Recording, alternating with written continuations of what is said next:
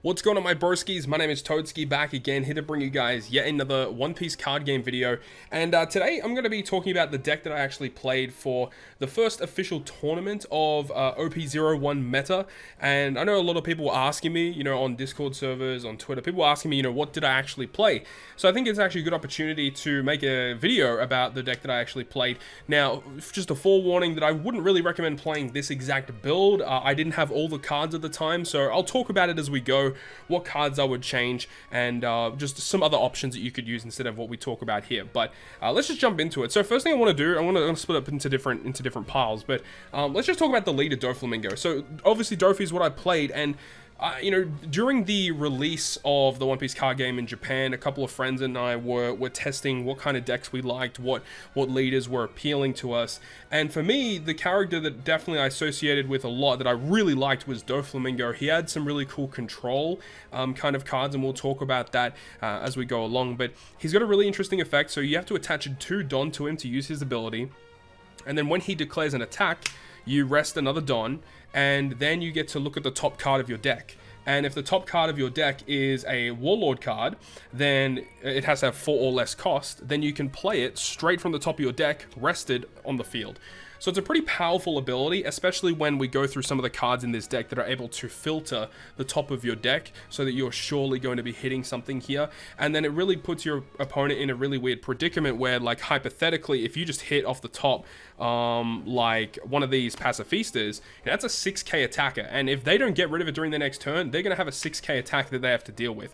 Or alternatively, you can have a really cool thing where you can have like a really nice on-play effect, like an on-play effect that you can just set on the field, bounce one of their cards back, or bounce one of their blockers so that you can go on with the rest of your turn and they can't block.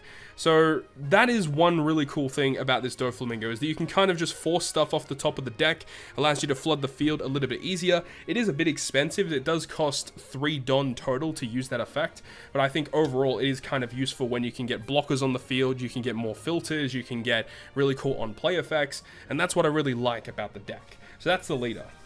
Now, in terms of the actual other cards, the first card that I play is the 4 copies of the 1-cost blocker Law. Obviously, you can hit it at the top of the deck with Dofi, but I really did like having the 1-cost blocker, but I am tempted to switch it out for something a little bit stronger, like removing this blocker for potentially something else. But I think for now, a 1-cost blocker is perfectly fine, cheap to just put it out in the field, especially late game where the opponent's going to be putting pressure on you. To have the ability to drop one of these is really nice, and the fact that it is so cheap is obviously the big draw to it. I think we all know how good that actually is. The next card that we'll talk about here is Perona. So Perona is, I would say, essential. If you're running DOFLAMINGO, you need Perona in your deck. Perona is really cool, also a 1-cost card, so very easy to put out on the field. And this, I guess, at the same time we'll talk about it, DOFLAMINGO from the first set. These 2 cards are what you want to see in your opening hand. You want to see at least one of these in your opening hand, kind of like how the Kaido deck wants to see their stage card as quickly as they can. This is what they want to see. So both of these have essentially the same effect in that when you play them, they have the effect where you can just look at the top 5 cards of your deck and then rearrange them on the top or bottom of your deck in any order. So obviously that's useful with DOFLAMINGO's ability, as we've already talked about. You can filter your deck, so you can look at the top 5 cards and say, okay, I'm going to draw this card next turn, so I can save it for then. Or I can go ahead and put something on the top of my deck, so that then after I play my Perona, I can attack with DOFLAMINGO, so that I ensure that I get a hit from the top of my deck. So that's a really cool way of using this card. Or alternatively, you could hit like one of your big hitters like Mihawk, for example, and like just say, okay, I want to save that for next turn. Put it on, the top of your deck if you're not using Dofi's leader ability that turn, or if you plan to use it, put it as the second card, and you can just draw it in your next turn. You have a huge hitter moving into the following turn, right? So it makes a lot of sense. And the cool thing about DOFLAMINGO specifically, he's a 3-drop 4k blocker on top of also having the filtering effect. So this card is definitely more ideal, but Perona is obviously really good in the early game because she's really cheap. So the next card in the deck we have is the 4 copies of Boa Hancock. This is a 3-drop 1k blocker, and it does have the trigger to play it when it's hit out the life. That's the most valuable component of this character. The fact that your opponent can hit your life and you get a free blocker on the field because of it, that was the most valuable way to use this character. Of course, you don't really have any way to force that, but it is what it is. This character, I guess, isn't the best choice. I wasn't a big fan of it just because the 3 cost to play it was just a little too expensive for my liking. in a lot of cases, I'd prefer just to go with the DOFLAMINGO ability over dropping a blocker in a lot of cases. And you know, you can get yourself in a situation where you can do that. You can use the Dofi ability, swing, and then hit the blocker on the field. And look, it puts your opponent again in a really weird, you know, situation where they get asked the question: do they want to take out the blocker so that they don't have to deal with it in the following turn, or are they just going to leave it so you get a free blocker on the field for the following turn? As I said, it just asks the question and forces your opponent to either play the field or play the leader. So that's kind of the cool thing about it. So the next card here is going to be, well, I guess the next couple of set of cards here is going to be the Pacifistas and also the Bartholomew Kuma. I really like this, and to be honest, I think I am going to be changing this strat up just a little bit. So for those of you who don't know, this Kuma here from the set is a 4-cost 5k blocker, but he has a really cool effect. When he is KO'd, he gets to summon a Pacifista with 4 cost or less from your hand straight to the field. And of course, you got the one from the starter deck that allows it to get just a 6k attacker on the field, vanilla. But there is also the Pacifista from the main set that is a blocker. So I think moving forward, I probably will end up playing either 2 and 2 with the 2 different Pacifistas, or I'll play like 4 of those other Pacifistas. Just having more blockers on the field, I think, is kind of interesting. And again, you can get yourself in really cool situations where you can go ahead and, you know, use your Perona or your Doflamingos on play effect, and you can get yourself in a situation where, you know, you can play like this guy off the top of your deck and then draw this in your next turn, so that you can have this guy sit on the field, your opponent gets asked the question, and you can have this in your hand. Like, you can do really cool stuff with it so that you ensure that you can get this on KO effect to actually pop off, which is fantastic. Unfortunately, I only have 2 copies of this Boa Hancock. Realistically, I would like to play 4 copies of this card. This card is also really cool. Again, just asking questions of the opponent. When it's on the field and you have a Don attached to it, it has the effect of whenever it attacks or whenever it blocks, if you have 5 or less cards in your hand, you can get a free draw out of it. And the fact that this card is a blocker as well, of course, so you can just have it sit there with a Don. Your opponent swings into it. You can block. You get a free draw out of it. Of course, you can add counters to it to buff it up and stuff. It's a really useful card. You can use it offensively. You can use it defensively. Just again, a really nice card to have. So if I could go back and change it, I probably would have 2 additional copies of this.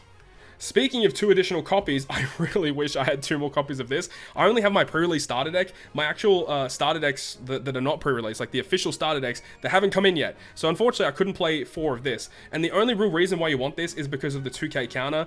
Yes, you can definitely play it. You can play it off the top with the Doflamingo ability. It is still 5k at the end of the day. When it has a Don on it and you go ahead and swing with it, it is able to draw you 2 cards, which is like obviously really, really strong.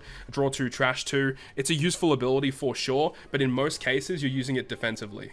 So the next one is Marshall D. Teach, and this one, I'm kind of torn on this one. This guy was okay. You can hit him off the top, and when he has the on-play effect of when he is played, you can bounce a card with 3 or less cost to the hand. So that is pretty useful. I didn't play 4 of it, but looking back at it, there were times where I drew this card and it wasn't really useful, but it's a decent card. It's pretty solid. It does depend on what kind of deck you're playing against, of course. Like, against Zoro Rush, like, I feel like this was kind of useless because they just spam low-cost cards on the field anyway. But, you know, cards like the Kid deck, for example, putting them back a few Don is also really useful. Sometimes against the Kaido deck, you probably don't want to do this because they've got a lot of on-play effects like Who's Who or Sasaki or whatever they want to do, right? So sometimes effects like this aren't very useful, but there are key moments in the game where you wish you have this. Then we have 2 copies of Jinbei. I found this card to be pretty underwhelming. 4 cost to play, 2k.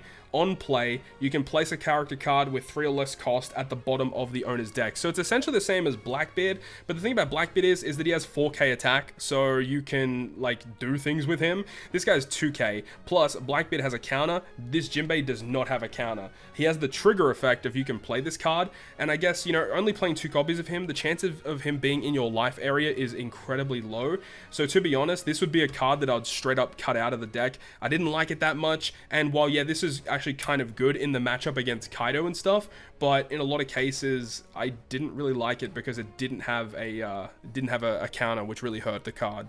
So moving on next, we have 2 copies of Gecko Moria from the starter deck. This guy was actually really good. Being able to, on play, and just fetch a 7 Warlords card out of the discard pile is fantastic. And of course, with cards that are super valuable in here, because I think it has to be 4 cost or less. Yeah, it's 4 cost or less, right? So you got characters like Blackbeard, you can get him out for his on-play effect. You can grab back your 2k counters with Mihawk, which is super strong. You can grab back your blockers, like you can grab back this guy if you've got a Pacifista in your hand. There's like, this guy's super flexible, and again, like, I'd love to have more copies of this card just so I can use him in the deck, but again, it's really hesitant because it is still a 4 cost. Playing him off the top with Dofi's leader ability is one of the most valuable ways you could use this card. And then another Gecko Mori card I used was from the main set. This guy, I didn't use him properly. I definitely misplayed with this card. Against Zoro Rush, you want to get to this guy as soon as you possibly can, because his effect, when you have 5 or more cards in your hand, he gets double attack. So you want to be pressuring, you know, Zoro Rush as much as you possibly can, because that's what they try and do to you, and you're trying to do that back to them. And the thing about this deck is not focused on being super aggressive. So you want to have cards like this that can put the aggression on. It does require you to have 5 or more cards in your hand, but if you are able to do it, this card can definitely put that pressure on. Oh yeah, and one thing I noticed, I actually had a 3rd copy in the deck. Of course, I've got 3 copies of that card. And then we've got our 2 big hitters. We've got 2 Dofi and 2 Dracul Mihawk.